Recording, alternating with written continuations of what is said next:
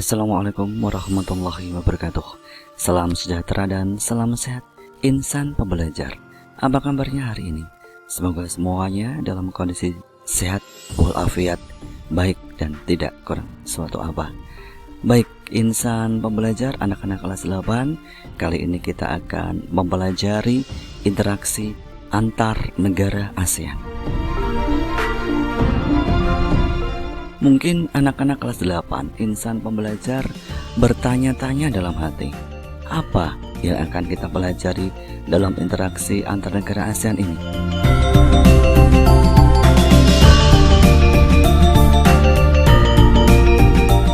Oke, hal-hal yang akan kita pelajari dalam interaksi antar negara ASEAN kali ini adalah: yang pertama, pengertian; yang kedua, tujuan kerjasama antar negara; yang ketiga, faktor pendorong; yang keempat, faktor penghambat; dan yang terakhir adalah bentuk-bentuk kerjasama antar negara ASEAN.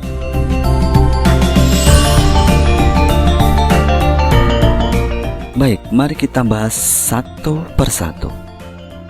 Anak-anak kelas 8, insan pembelajar, sebagaimana kita ketahui bahwa manusia tercipta selain sebagai makhluk individu, juga sebagai makhluk sosial. Sebagai makhluk sosial, manusia tidak bisa hidup sendiri. Manusia butuh kerjasama dan bantuan orang lain.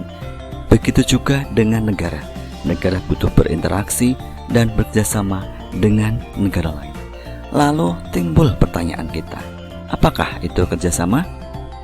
Ada yang tahu? Baik, kerjasama adalah menjalin hubungan antara dua negara atau lebih demi mencapai suatu kesepakatan.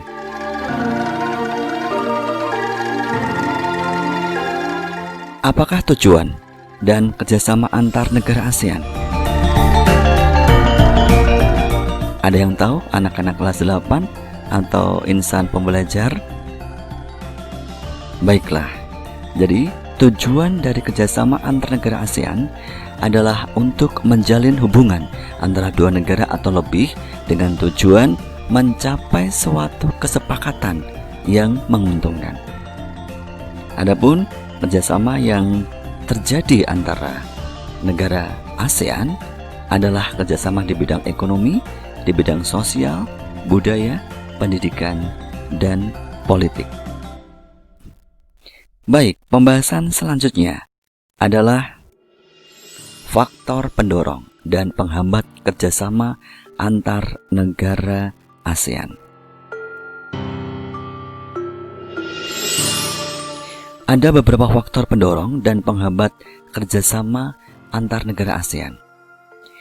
Faktor pendorong adalah persamaan dan perbedaan sumber daya alam, persamaan dan perbedaan wilayah, perbedaan perkembangan teknologi, persamaan dan perbedaan budaya.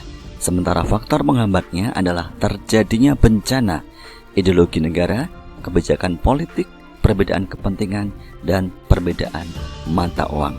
Untuk lebih mengeksplor kemampuan kalian anak-anak kelas 8 insan pembelajar, silakan kalian boleh mencari secara detail apa saja faktor pendorong, faktor penghambat, dan penjelasannya.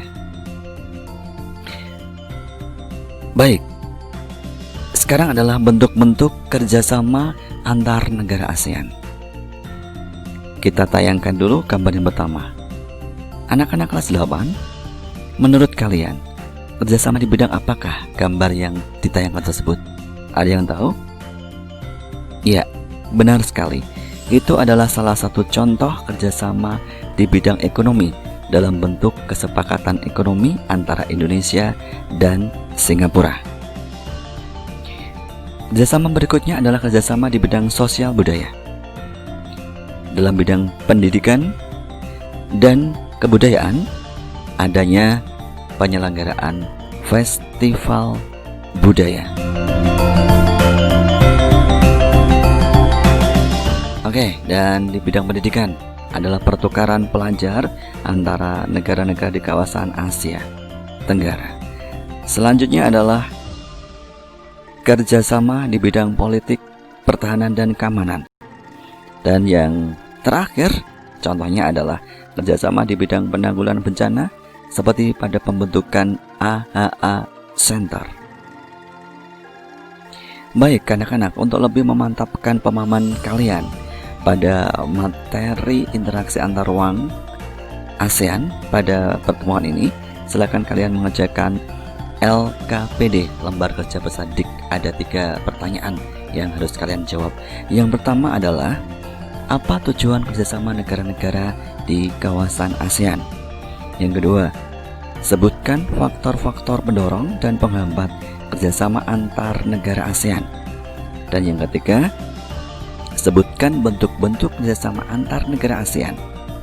Jawaban kalian bisa ditulis pada kolom komentar di channel YouTube ini.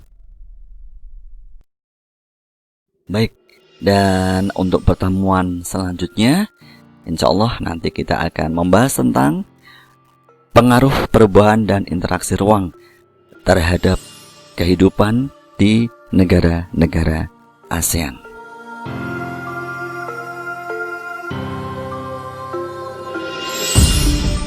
Satu hal dan pesan saya buat kalian semuanya insan pembelajar, setiap yang tercipta mempunyai masa. Mari kita manfaatkan masa yang ada untuk selalu mengabdi dan beribadah kepadanya.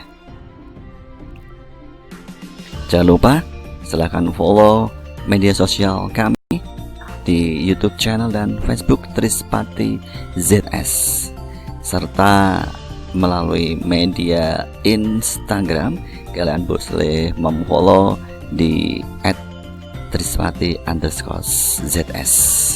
Terima kasih insan pembelajar untuk kebersamaannya. Semoga sedikit yang kita sampaikan hari ini bermanfaat untuk kita semuanya. Baik, kita akhiri pertemuan kali ini dengan membaca hamdalah bersama-sama. Alhamdulillahirabbil alamin. See you later next time. Assalamualaikum warahmatullahi wabarakatuh.